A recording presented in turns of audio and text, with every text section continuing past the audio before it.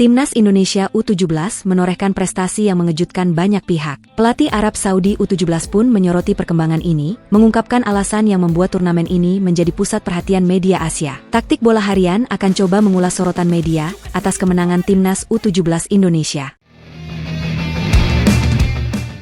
Piala Kemerdekaan 2025 tidak sekadar menjadi turnamen rutin, melainkan sebuah panggung yang menegaskan dinamika sepak bola Asia. Stadion dipenuhi sorak-sorai yang menggema, dan setiap tepukan menjadi denyut nadi kompetisi. Timnas Indonesia U17, yang sebelumnya dianggap sebagai underdog, tampil dengan cara yang menarik perhatian banyak pihak. Kemenangan mereka atas Uzbekistan U17 menjadi sorotan utama, bukan semata karena skor akhir, tetapi karena cara mereka mengendalikan pertandingan. Sebagian orang mungkin akan menilai bahwa hasil ini hanyalah kebetulan. Namun jika diamati lebih dalam, ada pola perkembangan yang signifikan dalam strategi, koordinasi tim, dan mental para pemain muda ini. Atmosfer pertandingan memperlihatkan bahwa tim ini mampu mengubah tekanan menjadi motivasi, dan hal ini memaksa pengamat dari luar negeri, termasuk pelatih Timnas Arab Saudi U17, memberikan pandangan mereka. Dalam wawancara dengan media Asia, pelatih tersebut menekankan pentingnya disiplin dan kecerdikan dalam menghadapi tim yang bermain kolektif. Jika dilihat dari sisi yang berbeda, sorotan terhadap turnamen ini bukan sekadar soal hasil, tetapi tentang bagaimana Indonesia mulai menunjukkan kapasitasnya sebagai kekuatan yang diperhitungkan di level Asia. Bahkan para pengamat menyoroti bagaimana setiap keputusan taktik, setiap pergantian pemain, dan respon terhadap tekanan menjadi bukti bahwa tim ini memiliki fondasi yang matang. Suasana yang tercipta di stadion malam itu, dengan sorak supporter dan intensitas permainan, menghadirkan sebuah cerita yang lebih dari sekadar kemenangan. Ini adalah tanda awal dari pergeseran persepsi terhadap sepak bola Indonesia. Piala Kemerdekaan 2025 memiliki daya tarik lebih dari sekadar kompetisi, karena menjadi panggung bagi tim-tim muda untuk menguji kualitasnya. Bagi Timnas Indonesia U17, turnamen ini berfungsi sebagai laboratorium strategi dan mentalitas, sekaligus kesempatan bagi para pemain untuk menunjukkan kemampuan terbaiknya. Sebagian orang mungkin menganggap kemenangan Indonesia atas Uzbekistan sebagai kejutan semata, tetapi jika ditelusuri, hasil ini muncul dari persiapan matang yang mencakup latihan intensif, simulasi pertandingan, dan evaluasi berkelanjutan.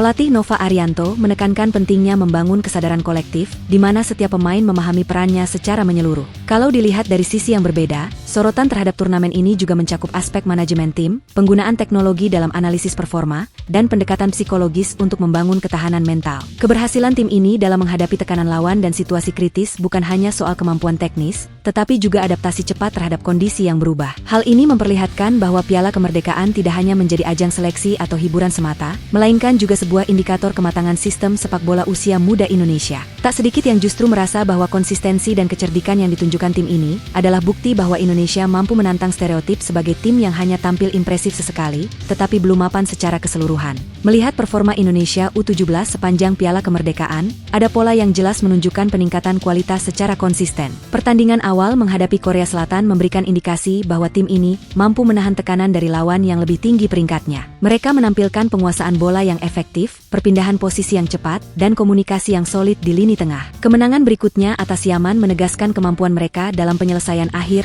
dan ketangguhan pertahanan. Sebagian orang mungkin akan menilai bahwa kemenangan ini hanyalah keberuntungan jangka pendek, tetapi bila dianalisis dari sisi statistik, tingkat akurasi umpan, rasio penguasaan bola, dan peluang yang dihasilkan menunjukkan perbaikan signifikan dibanding turnamen sebelumnya. Kalau dilihat dari sisi yang berbeda, reaksi pelatih Arab Saudi U17 mengungkapkan bahwa mereka mulai menaruh perhatian serius terhadap kemampuan Indonesia. Pernyataan yang disampaikan menyoroti aspek kreativitas dalam menyerang, disiplin taktik, dan mentalitas bertanding yang stabil di saat menghadapi tekanan. Tak sedikit yang justru merasa bahwa sorotan ini bukan semata soal hasil akhir, tetapi juga tentang bagaimana Indonesia mampu memanfaatkan setiap peluang untuk membangun reputasi internasional. Analisis bertahap terhadap setiap pertandingan memperlihatkan kesinambungan strategi, adaptasi terhadap lawan, dan pengelolaan stamina yang cermat. Semuanya menjadi bukti bahwa pencapaian ini berakar dari proses yang terstruktur, bukan kebetulan sesaat. Meskipun Timnas Indonesia U17 menunjukkan performa impresif, masih terdapat sejumlah tantangan yang menempel pada fondasi sepak bola muda di Indonesia. Kekonsistenan menjadi isu utama. Tim ini mampu tampil gemilang di satu pertandingan,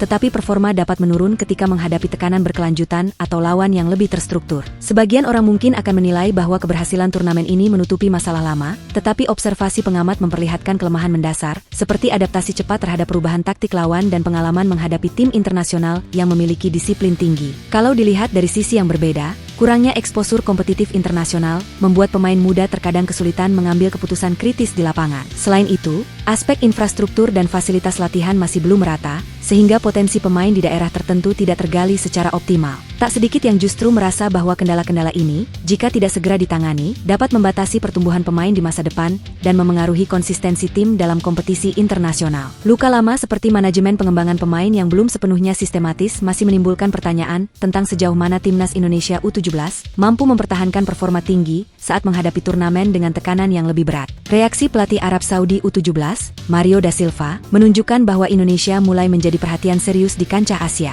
Dalam wawancaranya, da Silva menekankan bahwa penguasaan bola, kerja sama tim, dan kedisiplinan yang ditunjukkan timnas Indonesia U17 merupakan indikator pertumbuhan yang patut diperhitungkan. Sebagian orang mungkin akan menilai bahwa komentar ini hanyalah formalitas diplomatis, tetapi jika ditinjau lebih seksama, hal ini mencerminkan kekaguman terhadap efektivitas strategi yang diterapkan tim Indonesia. Kalau dilihat dari sisi yang berbeda, pengakuan dari pelatih asing membuka peluang bagi Indonesia untuk belajar lebih banyak dari tim-tim kuat Asia, sekaligus menegaskan bahwa pola pembinaan dan persiapan yang matang memberikan keuntungan kompetitif. Tak sedikit yang justru merasa bahwa respons ini bisa menjadi motivasi untuk memperkuat aspek yang masih lemah, seperti penyelesaian akhir dan kemampuan adaptasi terhadap lawan yang berubah taktiknya. Solusi yang muncul dari pengamatan ini adalah penekanan pada kontinuitas latihan, evaluasi performa, dan pengembangan mental pemain, sehingga keberhasilan di Piala Kemerdekaan dapat diteruskan ke ajang yang lebih tinggi. Ancaman terbesar bagi Indonesia bukan berasal dari dalam negeri, tetapi dari perkembangan kompetitor regional. Jepang, Korea Selatan, dan Iran terus membangun sistem pembinaan usia muda yang terstruktur dan berkelanjutan. Sebagian orang mungkin akan menilai bahwa keberhasilan Indonesia menandingi satu tim tidak cukup